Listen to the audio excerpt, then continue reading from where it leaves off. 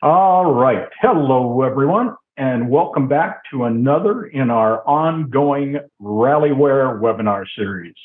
Today, we're going to be talking about digital transformation of the consultant experience, and we'll be focusing on some industry trends, some best practices, and the like. And I'm very excited to have joining us today, Colin Silva from Nu Skin.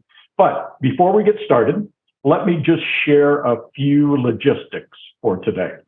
We will be recording this session, and you all will receive a link to that recording following the webinar. While we are going through the webinar, we would ask that if you've got questions that you would like us to address at the end, please enter those into the Q&A area, and we will be sure to cover those once we get started. So, let me set the stage for today. So we're going to be talking about digital transformation. We're going to be talking a little bit about what Rallyware has seen, and then we're going to take that deep dive into Nu Skin's experience and Colin's experience specifically. So Nu Skin happens to be one specific company using the Rallyware platform. And as I mentioned before, Colin is here joining us today. He is the CX program manager. And notice I said CX because I'm going to ask him exactly what that means. He's been at Nu Skin now over 13 years. But during that span, he actually left for 2 years, went to work for Coca-Cola for a while, found out what he was missing at Nu Skin, and came back after that. And as we were getting ready for this presentation today, I asked him for a couple interesting tidbits, right, that I could share about him. So one of the things that he shared is that he is a horror movie fan. So we could dive into that as a separate seminar or webinar all its own. So I got a kick out of that, Colin. Thanks so much, again, for being with us here today. I appreciate your time. I appreciate your input and your support of Rallyware. So before we actually get to Colin, let's start with a quote from the Washington Post, right? So we're talking about digital transformation. We're talking about digital transformation of the consultant experience. Why? I think this quote says it well, right? We're talking about that because these gigs are your competition. And typically, we've always said in a recession, that's great for direct selling because business picks up, right? So it's sort of the inverse of the normal economy. That is not necessarily the case any longer. So some of these statistics you're looking at in front of you on the screen. So 2021, 5.2% decrease in direct sellers from 2020, right? You've got that gig work out there. They didn't see a decrease over that same time. Those are simple ways not only to make money, but to come and go within those earning opportunities. So if we're going to compete as direct sellers with that gig economy, we've got to change what we're doing. So here again, what I'm showing you on the screen are actual Rallyware. It's from a direct selling industry report that we did in 2021. So during that time where you saw those decreases and what was happening in direct selling overall, we actually saw an uptick with our customers, with the usage of the platform, with that. So here again, that's why we're coming together today to talk about digital transformation, maybe what that means, how to go about that, some best practices, and maybe even some not so best practices, if you will. So, Colin, you can take yourself off mute now, sir. Thanks again. I really appreciate you being with us today. So it looks like we're going to invite you back for the horror movie webinar we'll have upcoming in one of these series. I'm in. But thank you for having me. I appreciate it. Hey, thanks so much, because I know you've got nothing else to do right now in this busy fall selling season for direct selling companies. But so as we start today, let's start from that 30,000 foot view, right? Let's start at that macro level. So what are some of those overarching, those macro level trends that you see impacting the work that you are doing?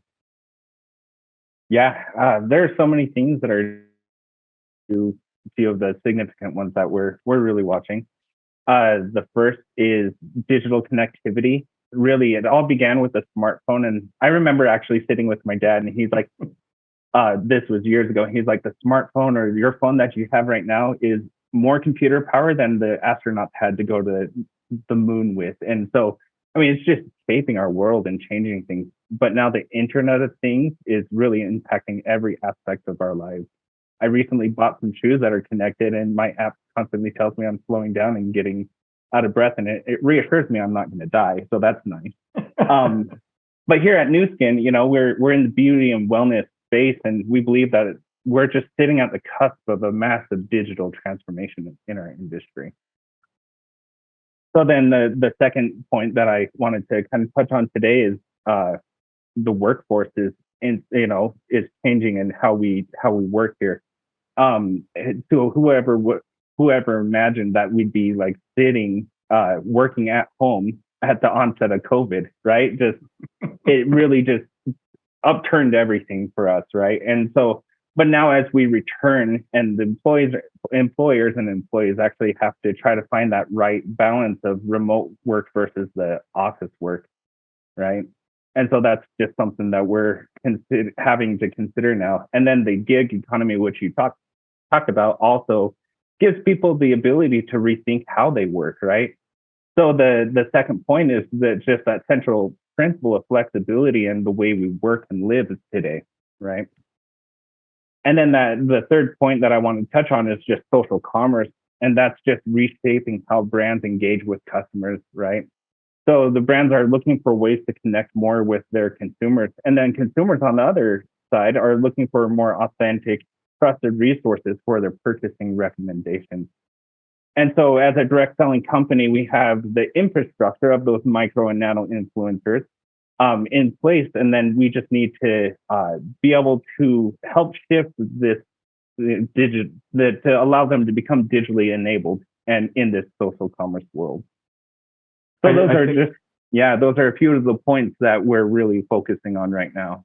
I think those are great points, because those are really, I mean, think about that. You've just described the changes that have happened in the last 2 years or less, right? I mean, that's how quickly everything is moving along in that larger picture. And we can't even imagine, you and I couldn't predict what's going to happen in the next 12, 18, 24, right? So, all right, let's move now down from that macro level. So you talked about, overall economy, industry, the future of work, or how work is today. So what are some of the challenges that New Skin actually encountered during that last 12 to 24, that time frame that, talked about people not being at the office, talked about social selling, all those changes you just touched on in those first 3 points? Yeah, I mean, as we touched on, there are so many disruptive events in the world around us right now, both inside and outside of our industry. And whether it's the ongoing effects of the pandemic or economic pressures, there's always going to be challenges that we have to navigate, right? Specific to New Skin, just the shift to digital interaction for commerce and also for our trainings, right? Primarily before all of the craziness that happened recently, we were primarily in person doing trainings and webinar, not webinars, that's what we're doing now, but doing these trainings, right? And so now we have to shift to like Zoom meetings and webinars and have this digital experience. And it allows us to, it gives us more speed and agility as well, right? And then, we also look at, so there's all these disruptive events that are going, but we also have those macro trends that, we just talked about earlier at our backs, right? And so we need to find that best path through this, through all of the commotion. So we have all these distractions, we have these challenges, in our environment as a company, and our affiliates are experiencing and feeling this very much the same as us. And they have those same challenges in their business. So we all need to make this transition, and we need to make sure that our affiliates are able to stay abreast of the right way to build their business and introduce products and opportunities to each other. We need to help them with best practices and updates to help them be successful. Those are great. I like that phrase you used about finding that best path through all the commotion, right? It's just what we talked about before. We looked at those macro trends, could never have imagined those, don't know what's going to happen in the next 12 to 18. So what can we do, to give them that best chance for success? So we talked about macro, we talked a little bit about Nu Skin and digital. Let's drill down to your specific position. And as we do that, what does your CX stand for in that title? Because a lot of times that's customer experience, right? Yep. And that's exactly it. It does stand for customer experience. And so within Nu Skin in our roles, we're looking at our affiliate journey and our consumer journeys and trying to make the best decisions not for our affiliates, but give them building that affiliate journey and consumer journey. So as you drill down into your specific, role within the organization, how you are trying to help move those affiliates forward, what have you noticed about how Nu Skin uses digital for that learning onboarding journey that you're responsible for? Yeah, that's a great question. So really, when it comes to digital, we're focusing on kind of the integrated digital experiences in it. For our affiliates specifically, we have our Stella app, which allows helps our affiliates manage their business all from one place in the palm of their hand in this app. And what we've done is we've integrated a lot of several existing tools and enhanced them with new features. And one of those is now our learning center. We've integrated that into our Stella app to help the affiliates connect with their consumers or customers in meaningful ways and to guide them on to the best next actions to grow their business. And they can do all of the onboarding and learning from the palm of their hands now. So that's, I know this is an overused phrase, I'm sure it is, right? But that sounds to me like the Uberization of direct selling. My phone is going to tell me what to do next to be successful in my business. So what's the reaction been like from your affiliates as you've been rolling this out across the globe? So, specifically with Learning Center, some of the reaction is, we have a good platform now. We have a new platform to allow them to do these trainings and these onboarding.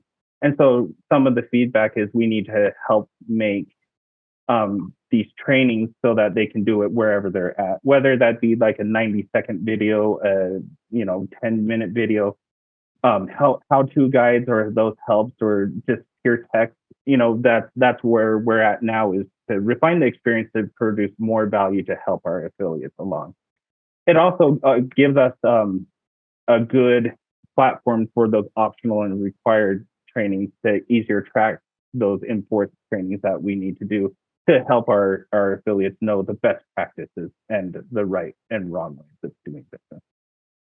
Okay, so talking about that, so we've been focusing a little bit on Nu Skin, and you just mentioned best practices there, right? So for any peers in the industry, in your role, and you know what? It doesn't even have to be in the industry. I mean, we're seeing this as much outside of direct selling as we are inside.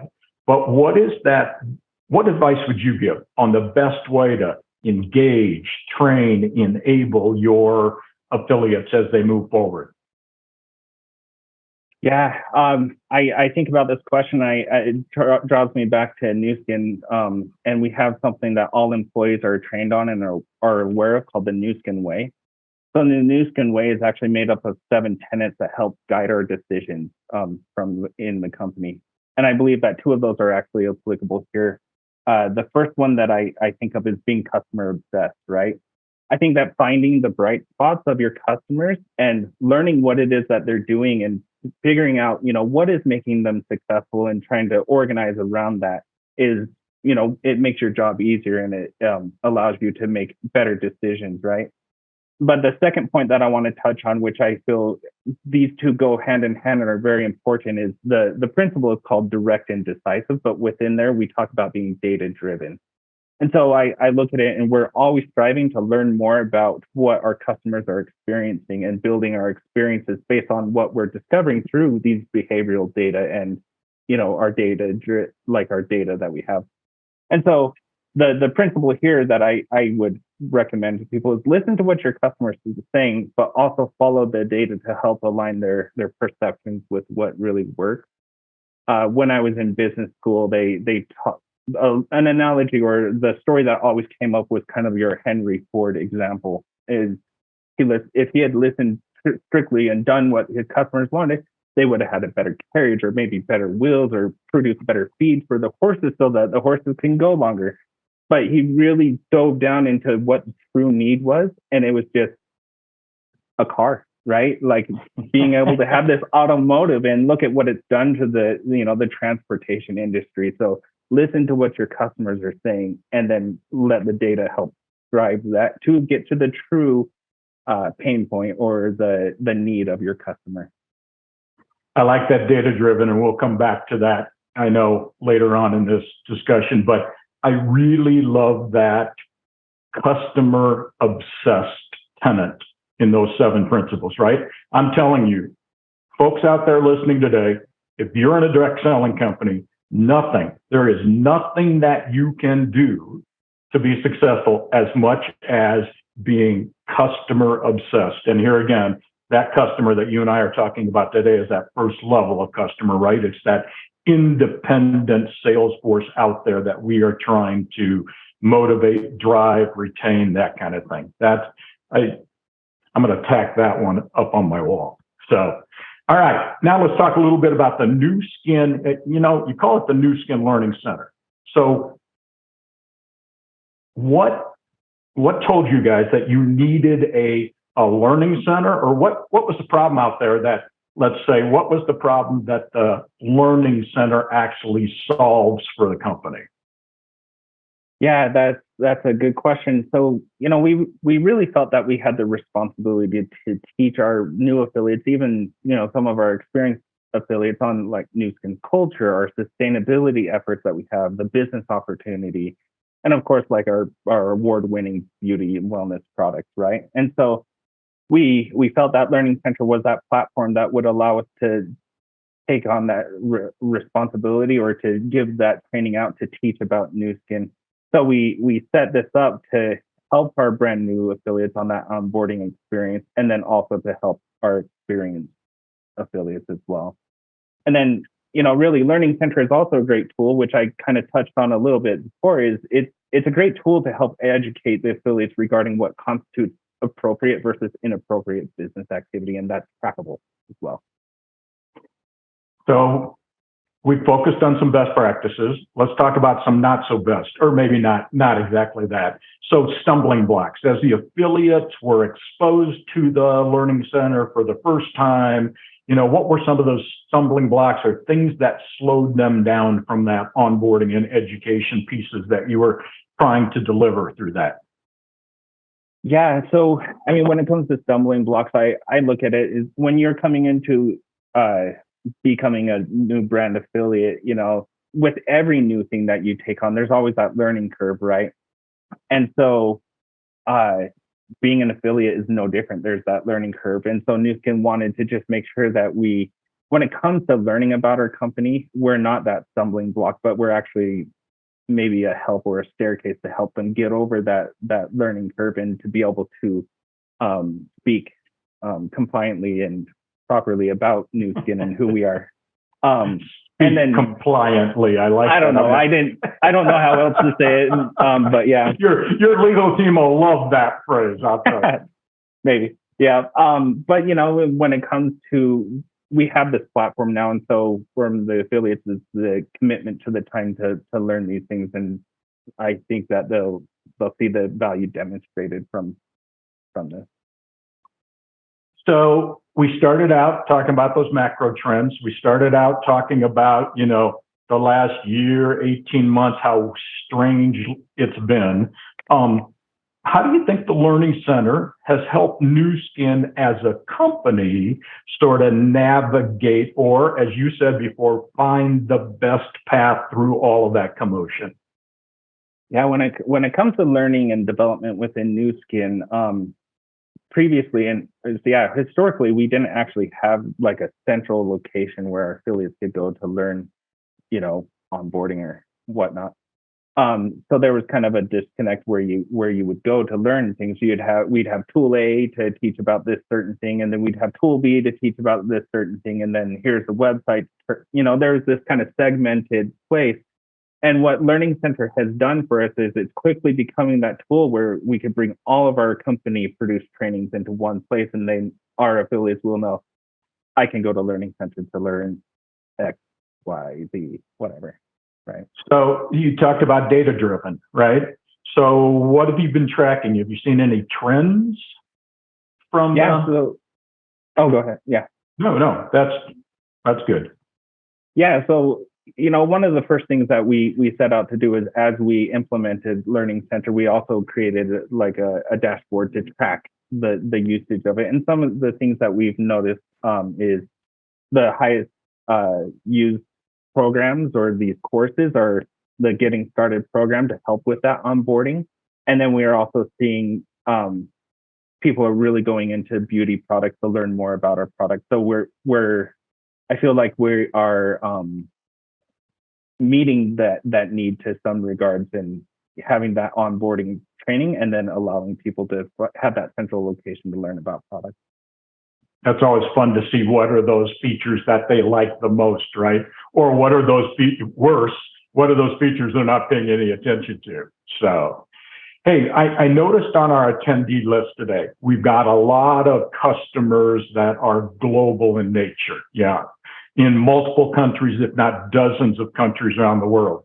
So, that's sometimes a bit of a sticky wicket, right? You're trying to deliver Learning Center, you're trying to standardize on that. Each country or market has those nuances. How do you guys address that? Yeah, so Learning Center is allowing us to not have that centralized location like I touched on before, and it allows us to have these global standard programs and learnings that are just the same across the board, but it also allows our local markets to take it on and, create trainings that are specific for their markets in their languages that will help promote like promotions that are going on in, let's say, Korea or Japan or EMEA, right? So we have found that we need a balance of these central global trainings, and then we allow room and have room for our regions to take on what they need to meet the regulatory needs or the cultural nuances within that market. So have you seen anything because of the Learning Center, because it's centralized, have you seen anything that's looked at all like bridging sort of cultures, bridging languages, bridging markets because of that? Or are they sort of their own pockets of, what's going on within the Learning Center?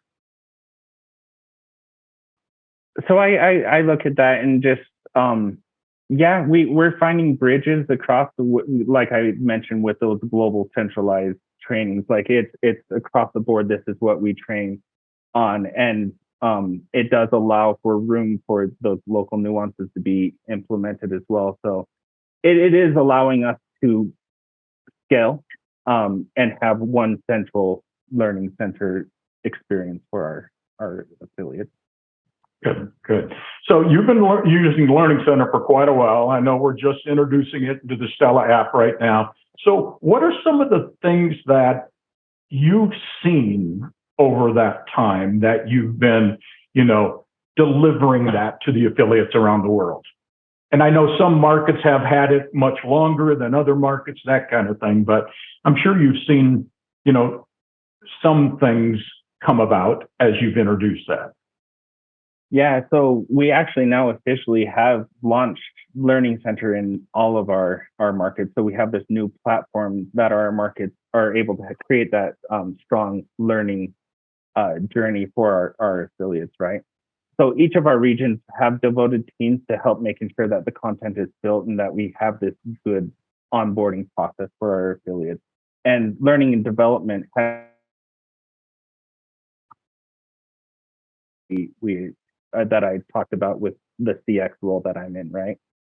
So as mentioned before, globally, we have these core programs and then these regional nuances to help kind of break down the silos so that we don't have redundancies and, one team's doing this work when the other team's also doing it simultaneously. We're creating these task force globally where we have the global programs, and we're able to scale faster, right? And to eliminate those redundancies and drive efficiency as we roll out new content.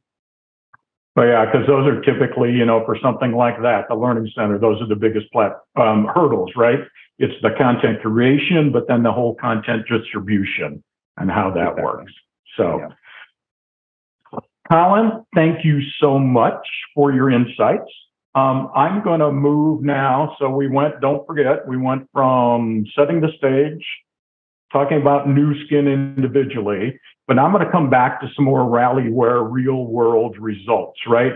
Talking about digital transformation and some of the things that we've been able to see just to reinforce that, if this is not something that you are deeply involved in, or your company deeply involved in, this is something you should seriously be taking a hard look at as we are competing against those gigs, as we are trying to make headway into that, I'll call it those in-between moments of the day. Because if you read John Fleming's gig, The Ultimate Gig, it's over 60% of people. If I'm involved in one gig, it's over 60% that are involved in multiple gigs. So if you are a Nu Skin affiliate today, it's more than likely you're involved in another one. So how do we, Colin talked about putting in their hands something to be successful, but even more so, it's in those in-between moments of the day. I'm going to call it time scraping, right? So that I'm sitting and waiting for Johnny at soccer practice. How can I do my business? I'm waiting for my doctor's appointment. How can I do my business? So if this is not something you're working on today, you need to think about it, get to it if we want to stay successful with indirect selling. So thanks for your time, for listening, probably too much to me, but the very valuable input that Colin has shared with us. Now let me look and see if I've got any questions that have come across. There's one. All right, just what I was talking about. Must have been listening to me, right? Where they said, if we're just starting this, right? What are those first steps? What do I have to worry about, think about, or better yet, what should I attend to first, right? Because it seems so daunting and overwhelming. Did you hear me? I did. Yeah. So you didn't like that question, did you? No. I'm organizing my thoughts here. So yeah. So within Nu Skin, when we set out to do Learning Center, we rallied around how. I like that. That was a big political announcement. No. But yeah, so we rallied around how we really want to implement this, right? And so we had each market kind of give us our learning and development leads of who's going to take this on, so that we can start saying, here's the platform, here's the core learnings that we want to put in, and then we would work together with that market to say what nuances are within your market that we need to change, and they would take on that build out of the content and stuff. And so determining, I guess, are you going to take it in centrally, or are you going to have your creative teams within your global markets take that on? And from a global level, you're going to be looking at it and helping direct best decisions, or just take it all in and have your global creative create it all and send it out to all the markets, if that makes sense. And one of the other things that I would comment on that we always share with customers, right, is that it's that crawl, walk, run approach, right? You're looking at what we call digital transformation. It's so overwhelming. It's so daunting. You're not going to get there in a day, in a week, in a year, right? So it's a process. It's an iterative approach. Would you agree? I would definitely agree. You gotta gotta get it started. Listen to me. You have to get it started and start the ball rolling, and then you'll learn, as you hear the insights from your customers. And kind of going back to, the advice I'd give.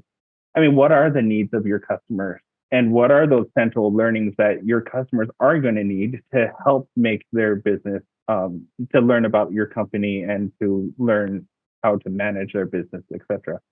So learning what your customers' needs are, and then creating that learning path, and then implementation, obviously. And I would agree with that wholeheartedly, because what you just said harkens back to your data-driven comments, right? We can prescribe what we may think is a wonderful approach, right? You look at it being used and you measure those data points, and that may be telling you something completely different that you have to attend to. So, other question. My company is resistant to new digital tools. How would you help me approach that conversation? That's a really hard one, because I mean, giving the value that it can bring to the company, right? To having for us, it was having this centralized location to where we can teach our affiliates in that onboarding process about why do business with Nu Skin, what we do, what good we're doing in the world. So the pros and cons to having that centralized value, centralized learning, but then also the values of whatever platform you're going with, and the pros and cons to that, making that list. I don't really have a great answer for you, but that's, I guess, in Colin's opinion, that's how I would approach it. Well, and mine, personally too, from Rich's standpoint, if I had that sitting in front of me, blocking my path from trying to do something, it's sort of saying, okay, let's try this project, proof of concept, whatever that might be. And going back to your words and that second principle that you shared, right, that direct and decisive, let the data prove it. So that let's do it, let the data show that we are getting an ROI, and then maybe you can, the proof is in the pudding, if you will. All right.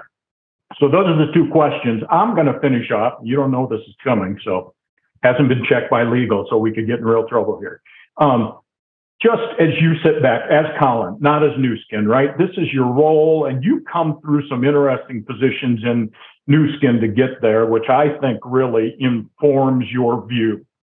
Let's step back out to finish at that macro level, that view. What do you think? What trends can you talk about, predict, that you think might be coming around the corner that we're going to have to find that best path forward through, if you will? I look at it back to those three trends that I had already talked about, right? So it would be, digital connectivity, right? And the Internet of Things. There's that. And then, of course, the social commerce is a huge thing that, we're focusing on. So when it comes to learning and development, like, how are you helping your affiliates become savvy in what social commerce means and whatnot? So, and then, of course, that flexibility, right? And that's just the nature of our industry, right? So those are the three trends that I really feel there's nothing coming from the sides. They've been reporting, these have been reported on, and I think they're very important trends to keep your eyes on. And I would just a piece even of that first one you talked about, because you just sort of gloss over very glibly, right? That Internet of Things. I really personally, here again, think that interconnectivity of everything connected to everything, that's where we're going to have to continue to adapt to as we move forward.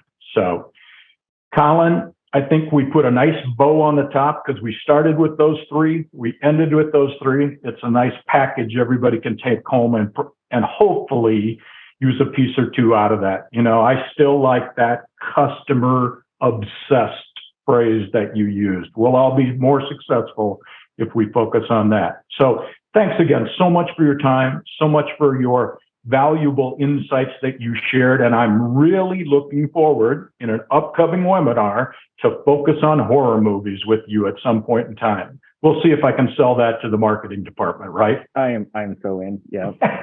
And thank you for having me. I really appreciate it. Thanks again. And thanks everybody for being with us today. Remember again, you will receive a link to the recording at some point later this week. If you got any questions, I'm not going to share Colin's information, but you can always get a hold of me at rich@rallyware.com. So thanks again. Have a great day. Look forward to sharing with you next time.